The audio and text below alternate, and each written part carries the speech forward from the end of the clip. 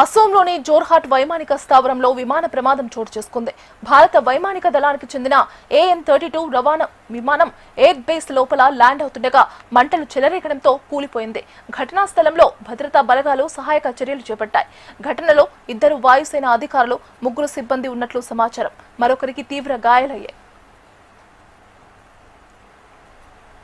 AN-32 jet దృఢమైన 2 ఇంజన్లు గల టర్బోప్రాప్ సైనిక రవాణా విమానం. తీవ్రమైన వాతావరణ పరిస్థితులను తట్టుకునేలా దీనిని రూపొందించారు. ఇది ఎత్తైన ప్రదేశాల్లోని ఎయిర్ ఫీల్డ్లలో వేడి ఉష్ణమండల వాతావరణంలోనూ సమర్థంగా పనిచేస్తుంది. 7.5 టన్నుల సరుకును, 50 మంది ప్రయాణికులను, 42 మంది పారాట్రూపర్లను రవాణా చేయగలదు. ప్రకృతి విపత్తుల సమయంలో మారుమూల ప్రాంతాలలో సామాగ్రిని జారవిడవడానికి ఈ విమానాన్ని విస్తృతంగా ఉపయోగిస్తారు.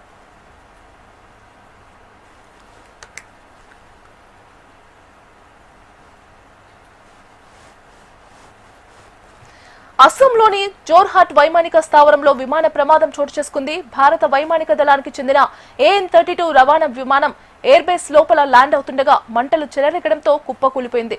ఇక ఇదే అంశానికి సంబంధించి మరింత సమాచారం అందించడానికి మా కన్సల్టెంట్ ఎడిటర్ శివప్రసాద్ లైవ్ లో ఫోన్ లో సిద్ధంగా ఉన్నారు. శివప్రసాద్,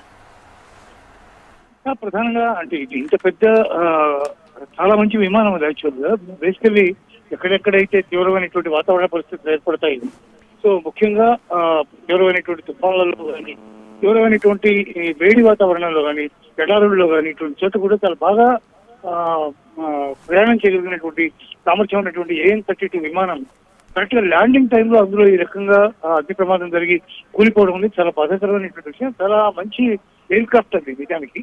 కానీ దాంట్లో ఏం జరిగింది అనేది ఇంకా ఎందువల్ల మంటలు వచ్చాయనేది ఇంకా తెలియదు. గ్రాడ్యువల్ గా వాళ్ళు ఎంక్వైరీ చేసిన తర్వాత దాని మీద బ్లాక్ బాక్స్ అది తీసుకుని దాన్ని అన్నట్టు పరిశీలించిన తర్వాత మాత్రమే ఎందుకు ప్రమాదం జరిగింది అనేది తెలిసే అవకాశం ఉంది. ముఖ్యంగా సైనిక స్థావరంలో, అది కూడా అస్సాంలోని జోర్హాట్ లో జరిగినటువంటి ప్రమాదం ఇది. దీని మీద సంపూర్ణమైనటువంటి ఎంక్వైరీ జరగబోతోంది. కానీ ఇంత మంచి ఎయిర్ క్రాఫ్ట్ ఎందుకు విధంగా జరిగింది అనేది తెలియదు. ఎంతకాలం ఓల్డ్, ఎంత పాతది, అది ఏ కారణం వలన ఆ రకంగా అగ్ని ప్రమాదం సంభవించింది అనేది ఈ బ్లాక్ బాక్స్ పరిశీలించిన తర్వాత మాత్రమే తెలిసే అవకాశం ఉంది. కానీ దురదృష్టవశాత్తు 2 అధికారులు, అట్ ద సేమ్ టైం 3 సిబ్బంది కూడా ఒకేసారి ఆ విమానంలో దుర్ఘటనలో మరణించడం అనేది చాలా బాధాకరమైనటువంటి అంశం. అందువల్ల దీన్ని చాలా తీవ్రంగానే పరిగణించింది. సైనిక విమానం కాబట్టి ప్రత్యేకంగా దాని మీద శ్రద్ధ తీసుకుని డెఫినెట్ గా మంచి ఎంక్వైరీ చేస్తారు. ఖచ్చితంగా చేసిన తర్వాత కానీ దాంట్లో ఉన్నటువంటి వాస్తవాలు మనకు తెలిసే అవకాశం లేదు. అందులో ల్యాండింగ్ టైంలో చాలా ఏ విమానం, ఏ ఫ్లైట్ అయినా సరే ల్యాండింగ్ టైం ఎవరికైనా సరే చాలా కష్టంగా ఉంటుంది. యాక్చువల్గా ఆ దిగేటప్పుడు చాలా భయంకరమైనటువంటి పరిస్థితి ఉంటుంది. నిజానికి మనం ఫ్లైట్ లో ఉండగా మనకు తెలియదు కాబట్టి మనం పట్టించుకోం. కానీ ఆ దిగేటప్పుడు చాలా జాగ్రత్తగా, ఏమాత్రం చిన్న ఇది జరిగినా కూడా చాలా భారీ ప్రమాదం జరుగుతుంది. అట్లాంటి కండిషన్స్ లో దిగే సమయంలో ఇంకా పూర్తిగా దిగలేదు, కింద రన్వే మీదకి రాలేదు. అట్లాంటి సమయంలో అగ్ని ప్రమాదం జరగడం అనేది ఎంత దారుణమైనటువంటి విషయం. అందువల్ల ఎంక్వైరీ చేస్తే కానీ పూర్తి వివరాలు బయటపడే అవకాశం లేదు. చాలా తీవ్రమైనటువంటి దుర్ఘటనగా భావించవలసి ఉంటుంది. శివప్రసాద్, చెప్పండి, మరి ఈ ఘటనపై దర్యాప్తు కోసం ప్రత్యేక కమిటీని ఏమైనా ఏర్పాటు చేశారా? లేదంటే న్యాచురల్ గా బ్లాక్ బాక్స్ ఎప్పుడైతే దొరికిందో దాంట్లో ఎక్కడ భారీగా బయట ఎక్కడ కూలిపోలేదు కాబట్టి దాని గురించి వెతకాల్సిన అవసరం లేదు. ఎయిర్ క్రాఫ్ట్ లోనే బ్లాక్ బాక్స్ కూడా ఉంటుంది కాబట్టి దాన్ని తీసిన తర్వాత ఆటోమేటిక్ గా దానికి ప్రత్యేకమైనటువంటి విభాగం ఉంటుంది. ఆ విభాగం దాన్ని పరిశీలిస్తారు.